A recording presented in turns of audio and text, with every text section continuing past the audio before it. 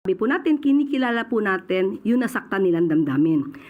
At gusto kong ipaliwanag kung saan maaaring nanggaling yung sama ng loob nila.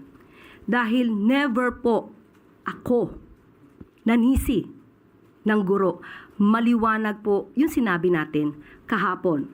So sa mga nagdaramdam, ito po ang maliwanag na, ito po ang aking ipinaliwanag sa inyo para po maibsan yung inyong sama ng loob kung meron man po, kasi dapat ilagay lang po natin sa tamang konteksto yung nangyari. So no apologies, Yusek? Ivan, hindi tayo pwede dito magkaroon ng, sorry for the word, ayoko magkaroon ng additional na pang-iintriga dito.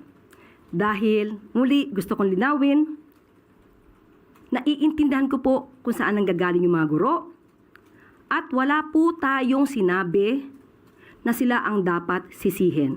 Ipinapakita lamang po natin kung gaano kalaki yung kanilang role bilang pangalawang magulang sa ating mga kabataan. So ngayon, ipinakita ko kung bakit yun yung nasabi natin dahil totoo naman na mayroong mga guro na hindi nagsilbing maganda or modelo sa ating mga kabataan. Kaya hinihimo ko po ang ating mga kagalang-galang na guro na magtulong-tulungan po tayo kung meron din po kayo nakikita mga ganitong klase mga nangyayari sa kapwa nyo guro.